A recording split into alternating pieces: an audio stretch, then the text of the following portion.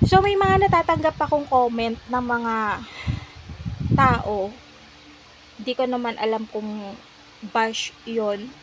Kasi saan ka makakakita na hindi pa naman ako as in almost a month na naglalakad ng ganun kahaba. May mga comment ako na natatanggap. Nung una, syempre una lakad ko, hindi ako handa. Nakapang lakad naman talaga ako as in na para sa mga kailangan kapag ka magja-jogging ka. Naka-proper din naman ako. So, hindi ako naka-sunscreen noon, wala akong tubig. Tapos, nag-comment sa akin na dapat yung sapatos mo ah compatible doon sa ginagawa ko, kung pang running, kasi may mga ibang rubber shoes na hindi naman na pang takbo. So, ina-observe ko yun, pinakikinggan ko yun. Tapos, dapat yung ganyan, nagsa-sunscreen ka kasi lalo mainit. So, nag-sunscreen ako. Dapat yung takbo mo hindi ganito katanghaling tapat kasi sobrang init. Dapat maaga. So, ginawa ko maaga. So, nakaganto ko, tennis dress. Okay naman siya kasi ayan o. Hindi siya as in basang-basa. Talagang dry fit siya. So, okay naman. So, sabi, oo, dapat naka-dry fit ka, ganyan, para kapag pinagpawisan ka, ganito. So, okay. Tapos, nung minsan, nakalimutan kong mag-sunscreen. Dapat at least meron kang dry fit na yung pan-jogging, pang-protect sa araw. Ito, meron akong dry fit, guys. So, ito yung ginamit ko. Ayan. Hindi naman sunog yung balat ko. So, ito, dry fit. So, okay. Tapos, kung titingnan natin yung pawis, hindi mo siya as in talaga makikita. 'Di ba? Sulit yung mga pinagbibili ko kasi alam ko na magagamit ko to. Pero, may mga iba akong comment na natatanggap na at least na i-motivate ka. Naglalakad ka na nga, mataba ka pa rin. Saan ka nakakita? Ha? Saan ka nakakita? Gusto mo ba na kapag kalakad ko ng ganun kalayo, let's say pinakamalayo ko 8K, gusto mo pagbalik ko payat na ako? Pwede ba yun? Tapos may magsasabi pa na dapat nagkaldep ka, dapat sinabayan mo ng kaldep. Paano kung magkakaldep hindi nga ako marunong sa kaldep? Kung ano yung mga pagkain alam kong kaya kong kainin, yun yung kinakain ko. Pero hindi na tulad ng dati na sobrang dami. Doon nagbabawas na ako.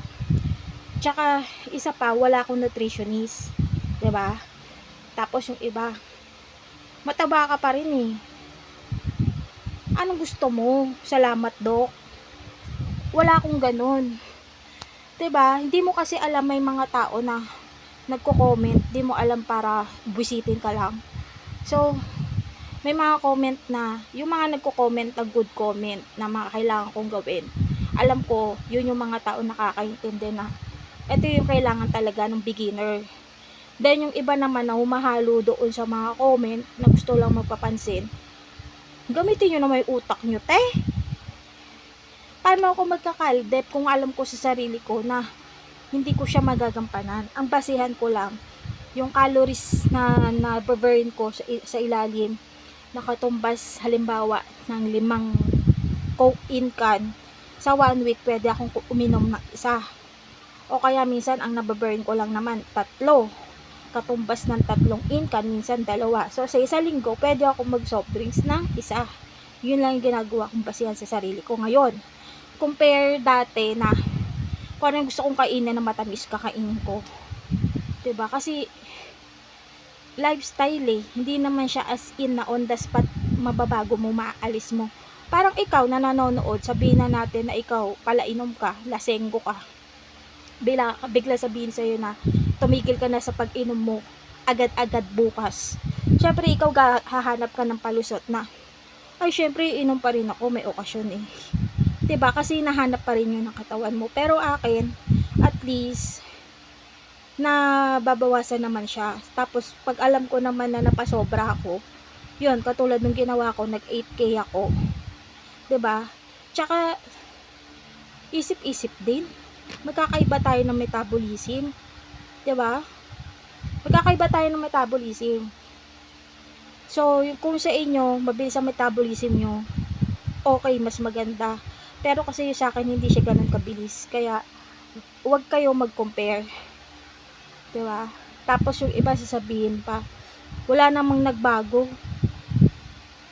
Oo, physical. Nakikita mo palabas walang nagbago.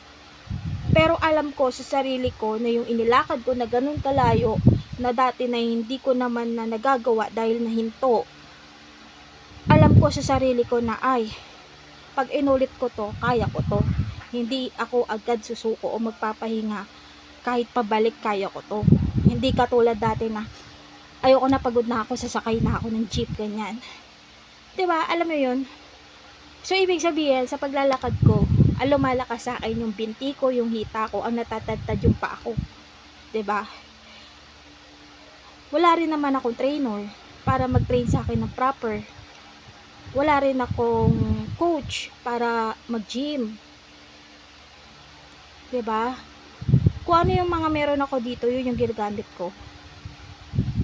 Tapos, hindi naman din ako pwedeng uminom ng mga pampapayat. Lalo na kung alam ko naman na tatakbo ako, diba? Tatakbo ako, maglalakad ako ganito kalayo.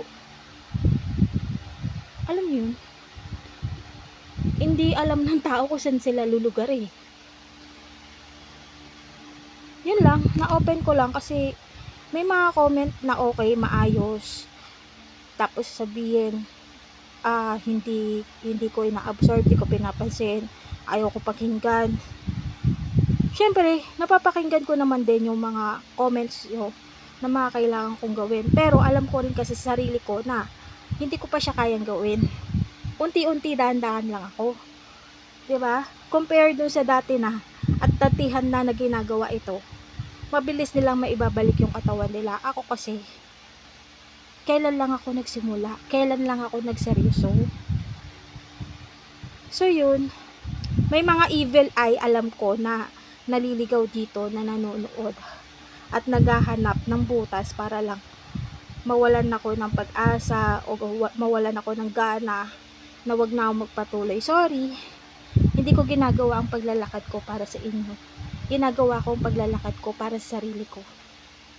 At wala rin akong pakialam kung nakikita nyo na mataba pa rin ako. Ang importante, wala akong sakit. So yun lang.